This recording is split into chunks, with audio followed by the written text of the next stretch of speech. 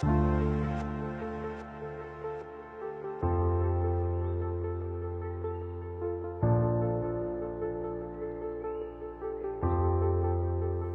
y a 2 semaines, dans l'épisode précédent, nous nous sommes penchés sur la question du quoi, de comment un auteur humain, l'auteur biblique, inspiré par l'auteur divin, veut nous faire passer un message, nous transmettre un message, et comment, grâce à différents outils, différents moyens, nous pouvons comprendre ce message qu'il veut nous transmettre. Autrement dit, ce qu'on appelle l'exégèse, comprendre le quoi d'un texte biblique, comprendre son sens. Et aujourd'hui, nous vous proposons de voir avec nous une concrétisation, une mise en pratique de ces différents outils. Et cela dans le thème, la doctrine de ce qu'on appelle l'onction de l'Esprit Saint dans la prédication. Alors, bienvenue avec nous à Pasteur en formation.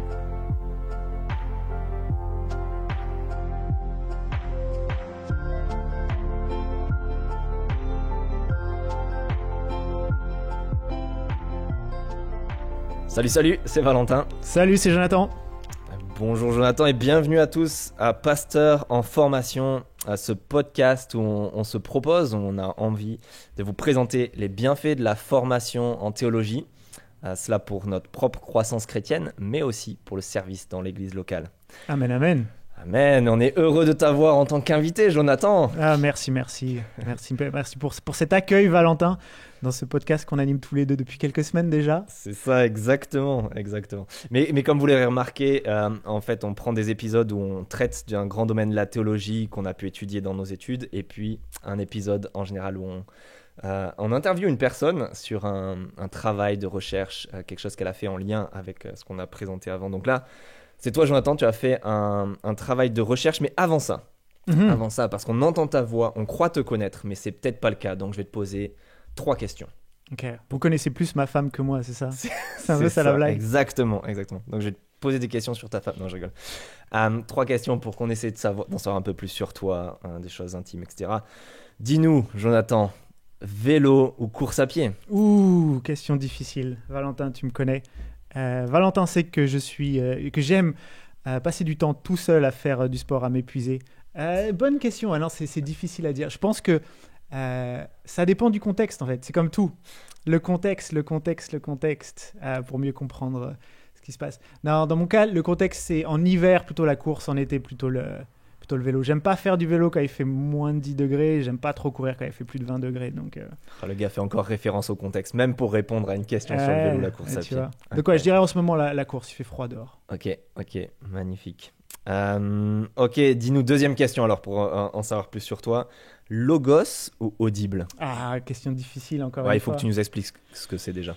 Ouais, je suis un grand fan de Logos et Audible. Donc Logos, c'est un logiciel d'étude de la Bible sur ordinateur qui permet de faire des recherches, qui permet de compiler des commentaires, acheter des commentaires et les avoir. C'est une bibliothèque en fait. Génial. Et Audible, c'est une bibliothèque de livres mais audio. Et ça, c'est super pratique quand tu vas courir des heures et des heures, faire de la course. Ouais. Donc ça, j'ai écouté beaucoup de livres. Vraiment difficile à faire un choix entre les deux. Je dirais peut-être les deux en fait. Ouais, c'est ça. Mais c'est utile comme ça, on sait de quoi t'es fan. Ah ouais. Mais je dois avouer, je suis un grand fan aussi de Logos. C'est génial pour étudier la Bible. Mais t'es en train de me donner envie de goûter à Audible. Ouais, je lis trop lentement. Ça, c'est ma femme à moi qui me le dit.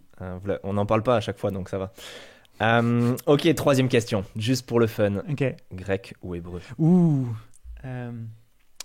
Encore question difficile. Mon cœur penche plutôt vers l'hébreu.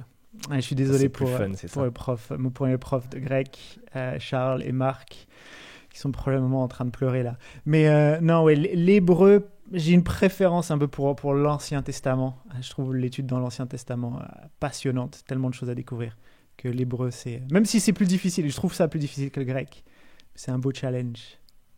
Waouh, excellent, magnifique, merci. Amen, c'est trop bien. De toute façon, mais un peu paradoxalement, aujourd'hui, je vais pas spoiler, mais apparemment tu vas nous parler du fait que le grec t'a aidé. On ne parlera pas de l'hébreu aujourd'hui, mais voilà. Mais je ne spoil pas, tu vas nous en dire plus tout à l'heure.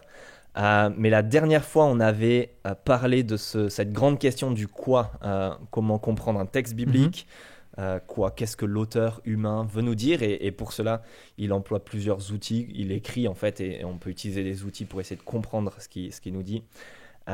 Et parmi ces outils, on avait cité plein de choses, dont l'étude des mots, etc. Tu en diras un peu plus tout à l'heure, mais t'as traité du sujet de l'onction. Tu vas nous expliquer aussi ce que c'est. Mais l'onction dans la prédication, l'onction de l'Esprit Saint dans la prédication. Qu'est-ce qui t'a motivé à étudier ce sujet, Jonathan ? Ouais, merci. Donc, pasteur en formation, on se forme pour être pasteur, et pasteur rime beaucoup avec prédication, explication de la parole de Dieu, en particulier le dimanche à l'église. Et une de mes grandes questions, c'était comment est-ce que Dieu est à l'œuvre quand nous préparons et quand nous prêchons par son Saint-Esprit. Comment est-ce qu'il est à l'œuvre le lundi, le mardi, le mercredi, le jeudi, vendredi, samedi, et même le dimanche lors de la prédication. Et donc, comment est-ce qu'il est à l'œuvre, mais aussi comment nous prier pour qu'il soit à l'œuvre dans nos vies. Quelles seraient des bonnes prières à prier tout au long de la semaine et aussi le dimanche en se levant pour être utilisé par Dieu. Ok, donc tu nous parles de préparation pour la prédication, prière pour la prédication. En quoi cela a-t-il un lien avec cette doctrine de l'onction, ce qu'on appelle la doctrine de l'onction? Est-ce que tu as étudié en fait? Est-ce que tu peux nous expliquer qu'est-ce que c'est que cette doctrine? Et voilà, on comprendra peut-être pourquoi c'est en lien avec la préparation, la prière dans la prédication. Ouais, merci. Donc l'onction, pour certains, ça parlera beaucoup et pour d'autres, peut-être un peu moins. C'est une doctrine qui est particulièrement mise en avant par certaines familles d'église, par certaines tendances toujours évangéliques. On ne parle pas de courants qui mettent en avant plutôt l'expérience ou autre chose. C'est vraiment la Bible au centre. Des frères et des sœurs, tous, quel que soit le côté d'où ils se tiennent au niveau de cette doctrine. La doctrine de l'onction, en clair, c'est la conviction que le Saint-Esprit peut être à l'œuvre en donnant une puissance de manière ponctuelle à quelqu'un qui se prépare à prêcher ou à expliquer la parole de Dieu. Donc c'est un don ponctuel qui équipe, s'accompagne souvent de signes, en tout cas de la manière dont elle est décrite, s'accompagne de signes qui sont perceptibles pour le prédicateur, mais aussi perceptibles parfois pour l'audience ou la congrégation qui écoute la prédication, un sentiment que le prédicateur parle avec autorité, qu'il est équipé par le Saint-Esprit, parle avec puissance et courage.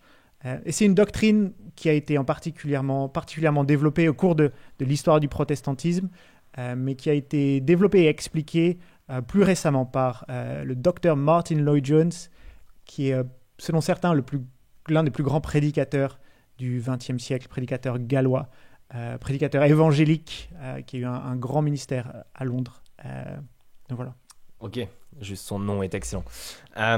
Excellent, merci d'avoir clarifié le sujet. Donc on parle pas de deuxième. On parle d'un don de l'esprit. Bah, tu vas peut-être en parler un petit peu plus, mais on parle. Oui, mais c'est ça. Ni de première expérience de conversion. Ouais. Ni de deuxième baptême du Saint-Esprit qui peut être développé chez les pentecôtistes en particulier. C'est ni l'un ni l'autre. C'est un don du Saint-Esprit ponctuel dans le cadre de la prédication. Excellent, cette dernière phrase nous aide pour savoir un peu de quoi il s'agit. Et on a parlé donc, c'est ce que j'évoquais un petit peu tout à l'heure, on a parlé donc quand on étudie un texte des différences qu'on a, et notamment l'étude de mots, et l'étude de mots dans les langues originelles, le grec ou l'hébreu. Tu me disais que ça t'avait aidé pour ce sujet particulièrement, pour étudier ce sujet, ça rentrait en jeu. Est-ce que tu peux nous en dire un petit peu plus ? Oui, très bien. Parce que Martin Lloyd-Jones, donc dans son livre sur la prédication, c'est le dernier chapitre, explique donc que cette doctrine donc, est fondée sur des données bibliques, et en particulier si on résume, sur deux grands éléments. Donc c'est l'utilisation d'un verbe par Luc dans le livre de Luc et de Actes, qui est pimplémi, ça veut dire être rempli, donc pimplémi du Saint-Esprit, rempli du Saint-Esprit. C'est fun ce mot. Pimplémi. Donc l'utilisation de ce verbe par Luc, mais aussi par souvent la présence du mot puissance en lien avec la prédication ou la proclamation de l'évangile. Et donc selon les défenseurs de l'onction, on retrouve ce verbe 8 fois pimplémi 8 fois dans Luc Actes, qui montre un don ponctuel du Saint-Esprit, et donc ça défend l'onction, et aussi le fait que Paul, par exemple, prêche avec puissance l'Évangile. Donc ces deux éléments sont utilisés comme démonstration. Et donc j'ai voulu essayer de comprendre un peu plus l'utilisation de ce mot pimplémi dans Luc et Actes, mais aussi le mot puissance dans son contexte. Ouais. Ok, donc tu as mis en œuvre ces outils pour comprendre un peu plus sur le sujet. Est-ce que tu as trouvé est-ce que ça t'a amené à certaines conclusions que tu peux nous exposer là rapidement voilà. Ouais, Comment ça t'a aidé? Ouais, ça m'a en effet amené à avoir certaines conclusions, pas forcément aussi définitives que je l'aurais voulu, mais certaines conclusions.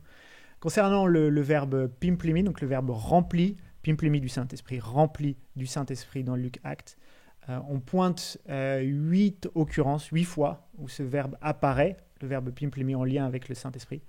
Et donc en faisant un peu le tri, je me suis rendu compte que dans certains cas, ça concernait Jean-Baptiste ou Jésus, pas forcément le cas de personnes du 21e siècle.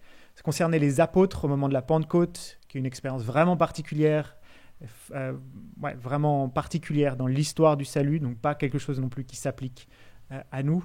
Un livre de Romerowski sur le sujet m'avait beaucoup aidé pour comprendre mieux ça. Il y avait peut-être 4 occurrences dans le reste du livre des Actes qui pouvaient correspondre peut-être à une expérience après la Pentecôte, bien que l'une d'entre elles, au chapitre 9 verset 17, fasse référence à peut-être une expérience similaire à la Pentecôte, mais pour l'apôtre Paul. C'est la première fois où il reçoit le Saint-Esprit. Peut-être que ça le montre comme étant un apôtre, lui aussi, il a cette expérience comme les apôtres à la Pentecôte. Donc, 3 vraiment occurrences. L'une d'entre elles en 4.31. Peut-être est-ce que tu l'as toujours 4.31. Je l'ai sous les yeux. Ouais. Je lis. Quand ils eurent prié, l'endroit où ils étaient rassemblés trembla. Ils furent tous remplis du Saint-Esprit et ils annonçaient la parole de Dieu avec assurance. Ouais, donc là on voit vraiment, ils furent remplis du Saint-Esprit, le bâtiment tremble, ils ont prié pour que Dieu réponde à une prière pour du courage, et le Saint-Esprit semble descendre sur eux. Et donc ça semble être une justification pour la doctrine de l'action. On le trouve apparemment une fois, parce que, donc comme je le rappelle, les apôtres ont déjà reçu le Saint-Esprit à la Pentecôte. Ils le reçoivent une nouvelle fois dans le cadre de la prédication. Donc, il semblerait justifier cela. Dans les 2 autres occurrences, c'est un peu moins clair. Le verbe pimplémi est un participe. Donc souvent, un participe, on l'utilise pour des dans étant équipé ou étant rempli du Saint-Esprit. Ce qui pourrait faire référence à quelque chose qui se passe sur le moment, mais aussi quelque chose qui s'est passé dans le passé. Pourquoi pas à la Pentecôte. Donc là, c'est en 4.8 et 13.9. Acte 4.8 et Acte 13.9, si vous voulez voir un coup. Mais donc, en fait, en conclusion, pour ce qui est de pimplémi, on a un verset qui semble justifié, donc clairement, et 2 autres potentiellement, mais c'est pas aussi clair et aussi développé comme une doctrine systématique de la part de Luc, en tout cas dans Luc et Actes. En même temps, un verset, parfois, ça peut suffire pour expliquer une doctrine. Donc, okay. En tout cas, on a cette occurrence-là, ouais. Ok, excellent. C'est utile de voir comment les mots ici, ce verbe en l'occurrence, et l'étude avec savoir comment sont utilisés les temps, comment Luc utilise ce verbe pimplémi, contrairement à Pléro, et tout ça est utile. Donc si je comprends bien, difficile de conclure. Les passages en Acte 13 pourraient faire référence à Acte 9 quand Paul a déjà eu le Saint-Esprit pour la première fois, Acte 4-8 à la Pentecôte où les apôtres ont reçu pour la première fois en Acte 2. Donc il y a juste Acte 4-31 qui va plus dans le fait d'aller dans ce sens de cette doctrine d'onction. C'est un petit peu ça. Donc, exactement. Ok. Donc plus nuancé et en même temps difficile d'être tranché sur le sujet. Tu m'as dit du coup que c'était difficile de conclure et tu as étudié un autre domaine de la théologie historique, donc comment l'Église a interprété cette doctrine ou a compris cette doctrine au cours de l'histoire. Est-ce que tu peux nous en dire plus aussi même? Ouais. Juste peut-être un tout petit un mot sur le mot puissance, parce que souvent on en parle, comme je disais, on en parle en lien avec la prédication. Très bien, vas-y. Mais c'est très intéressant donc de voir aussi ce terme-là. Certains disent, voilà, quand Paul prêche avec puissance, ça montre qu'il est équipé du Saint-Esprit. Souvent c'est un signe de l'onction pour ses défenseurs, la prédication avec puissance. Et donc j'ai fait un peu une petite étude dans le livre d'un Corinthien. Vous savez, on vous parle de faire des études de mots et on se dit, est-ce qu'il faut forcément avoir du grec ou de l'hébreu pour faire de l'étude de mots dans dans la Bible.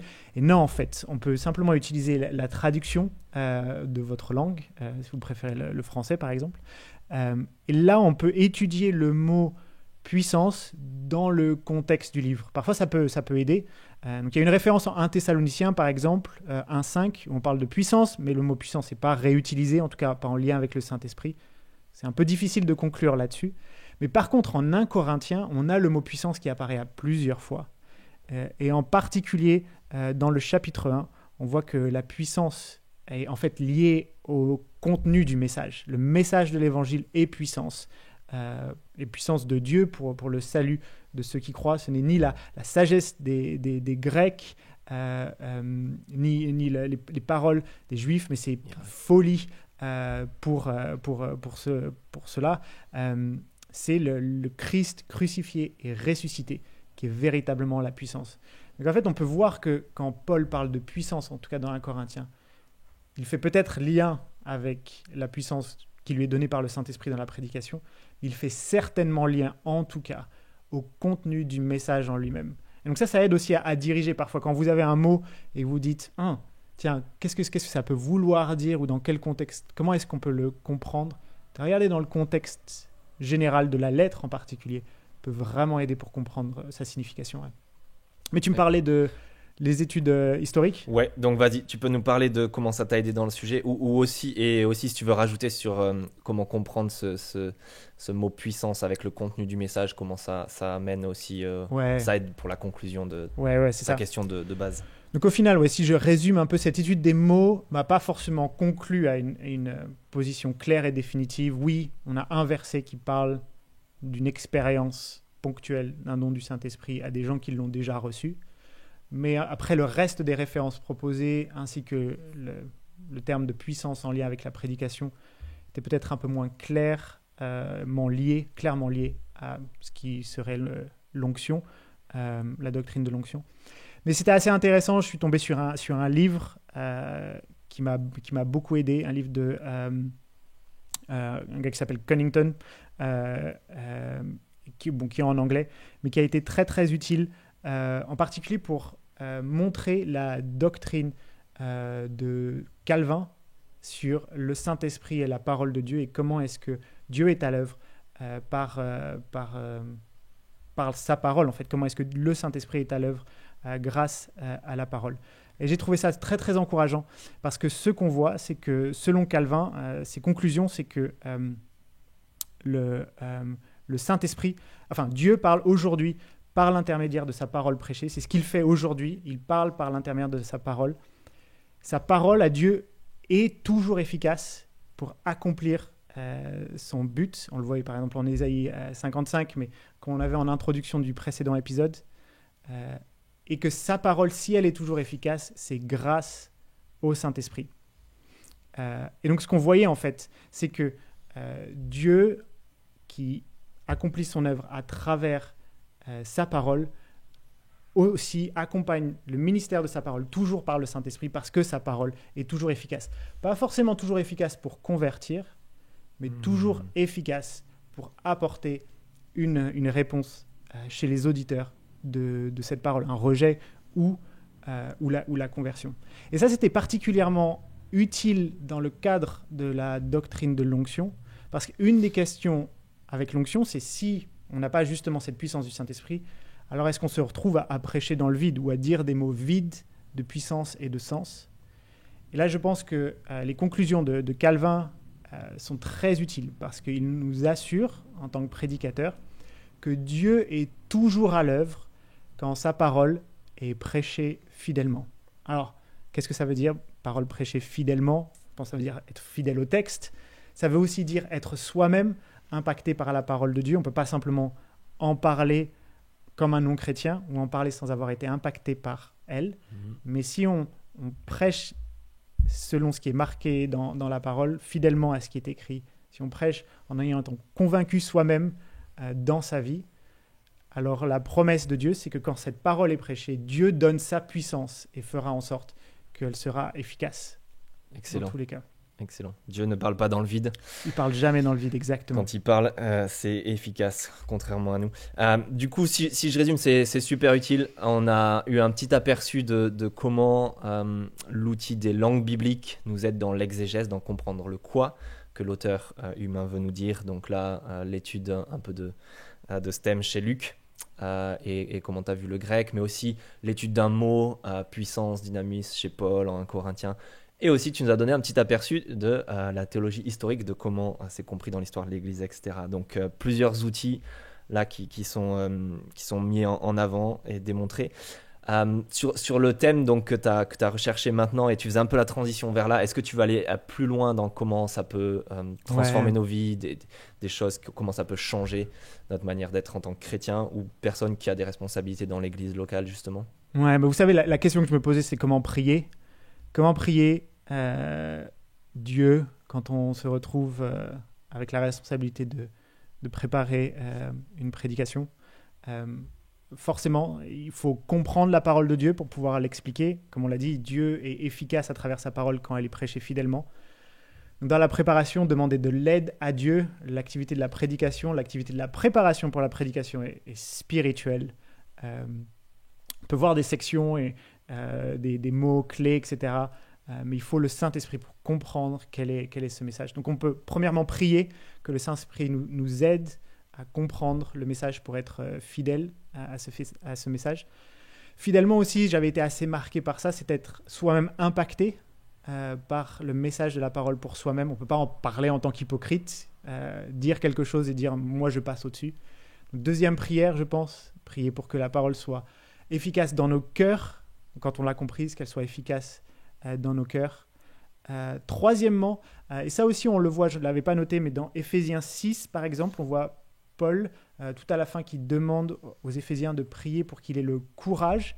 Et ça c'est le mot paréthia, courage dans... Encore du grec, un nouveau terme, c'est magnifique, là tu nous régales.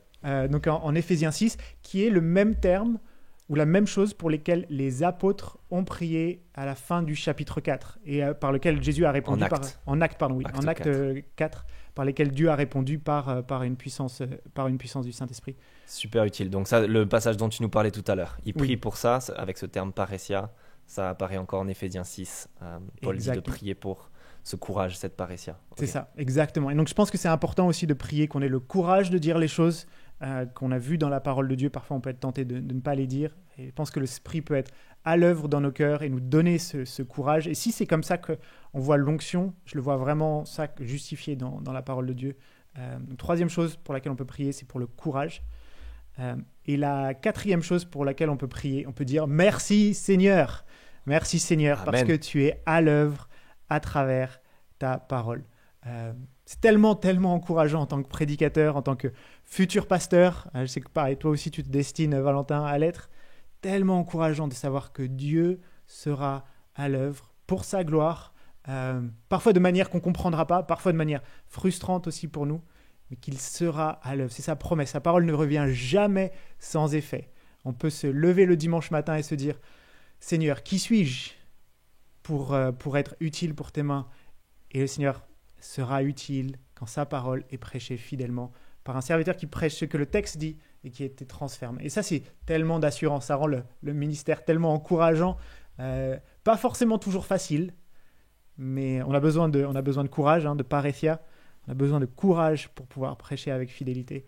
Mais tellement encourageant de savoir que Dieu sera à l'œuvre. Et tellement encourageant d'ailleurs aussi pour la congrégation, pour vous, l'Église, si vous ne vous destinez pas à être pasteur, qui allez vous approcher de la prédication le dimanche, de savoir que si la parole est prêchée avec fidélité, alors Saint-Esprit sera à l'œuvre. Quelle attente! Quelle attente! Le Saint-Esprit va travailler dimanche au moment où le prédicateur se lèvera pour partager la parole de Dieu. Amen, amen. Excellent, merci. Ça donne envie. Et c'est vraiment bon. Ça me frappait de dire, même que ce soit pour le prédicateur, si on est dans cette situation-là, ou pour l'assemblée, de se dire la première efficacité de la parole, si elle est fidèle, c'est pour le prédicateur lui-même, peut-être dans sa semaine. Ouais. Voilà, ou pour la congrégation de se dire ce message a dû être efficace pour lui aussi et l'impacter. On espère dans le bon sens. Ok, on peut conclure ça. Merci pour ces aspects pratiques et tout ce qu'on peut retirer aussi de l'étude de ce sujet de ta part. Merci Jonathan, vraiment super utile.